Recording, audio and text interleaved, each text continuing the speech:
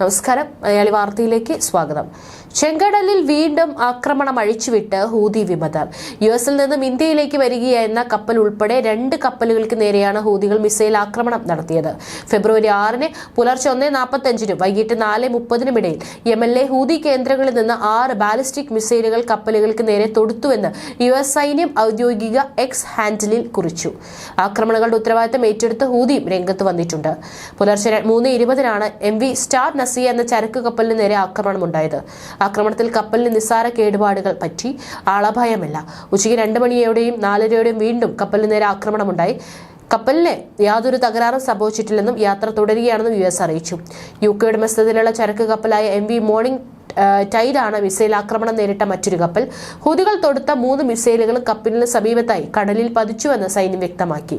കപ്പലിന് യാതൊരു കേടുപാടുകളും സംഭവിച്ചിട്ടില്ലെന്നും യാത്ര തുടരുകയാണെന്നും സൈന്യം അറിയിച്ചു. കഴിഞ്ഞ ഒക്ടോബർ മുതലാണ് ചെങ്കടലിലെ കപ്പലുകൾക്ക് നേരെ ഹൂതികൾ ആക്രമണം ആരംഭിച്ചത്.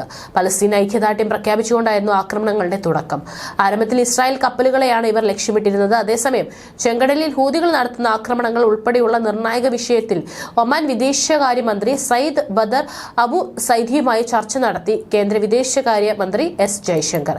കഴിഞ്ഞ ദിവസമാണ് ഇരുവരും ഫോൺ സംഭാഷണം നടത്തിയത്. പശ്ചിമേഷ്യയിലെ നിലവിലെ സാഹചര്യങ്ങളെക്കുറിച്ചും ചെങ്കടലിൽ നിലനിൽക്കുന്ന സംഘർഷാവസ്ഥയെക്കുറിച്ചും ആശങ്കകൾ പങ്കുവച്ചതായി S ജയശങ്കർ സമൂഹമാധ്യമത്തിൽ കുറിച്ചു. ഇരു രാജ്യങ്ങളും തമ്മിൽ അടുത്ത ബന്ധം നിലനിർത്തുന്നതിനെ കുറിച്ച് സംസാരിച്ചതായും അദ്ദേഹം വ്യക്തമാക്കി.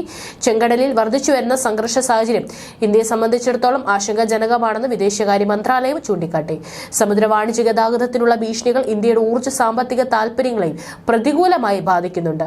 ഫ്രഞ്ച് പ്രസിഡന്റ്, ഇറാൻ വിദേശകാര്യമന്ത്രി, UAE പ്രസിഡന്റ് എന്നിവരുമായി ഈ വിഷയത്തിൽ ചർച്ചകൾ നടത്തിയതായും വിദേശകാര്യ മന്ത്രാലയ വക്താവ് രൺദീപ് ജയ്സ്വാൾ പറഞ്ഞു. ഇന്ത്യയും നാവികസേന എല്ലായ്പ്പോഴും സജീവമാണെന്നും മറ്റു രാജ്യങ്ങളുടെ കപ്പലുകൾക്കും ഇവർ പിന്തുണ നൽകുന്നുണ്ടെന്നും ജയ്സ്വാൾ കൂട്ടിച്ചേർത്തു. ഹമാസിനോട് ഐക്യദാർഢ്യം പ്രഖ്യാപിച്ചാണ് ചെങ്കടൽ വഴി കടന്നുപോകുന്ന കപ്പലുകളെ യമനിലെ ഹൂതി വിമതർ ലക്ഷ്യമിട്ട് തുടങ്ങിയത്.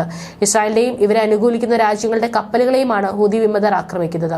യുദ്ധം അവസാനിപ്പിച്ച് ഇസ്രായേൽ പിന്മാറുന്നതുവരെ മേഖലയിൽ നിന്ന് പിന്മാറില്ലെന്നാണ് ഹൂതികളുടെ നിലപാട്. വാണിജ്യ കപ്പലുകൾക്ക് ഇതുവഴിയുള്ള ഗതാഗതം സാധ്യമല്ലാതായതോടെ ഹൂതികൾക്കെതിരെ US-ഉം UK-യും ഉൾപ്പെടെ രാജ്യങ്ങൾ എത്തിയിരുന്നു. ചെങ്കടലിൽ നിന്ന് പിന്മാറണമെന്ന മുന്നറിയിപ്പ് നൽകിയെങ്കിലും അംഗീകരിക്കില്ലെന്ന് ഹൂതികൾ നിലപാടെടുത്തു. ഇതോടെ യമനിലെ ഹൂതി കേന്ദ്രങ്ങളിൽ അമേരിക്കയും ബ്രിട്ടനും പല ഘട്ടങ്ങളിലായി സംയുക്തമായി വ്യോമാക്രമണം നടത്തുകയും ചെയ്തിരുന്നു.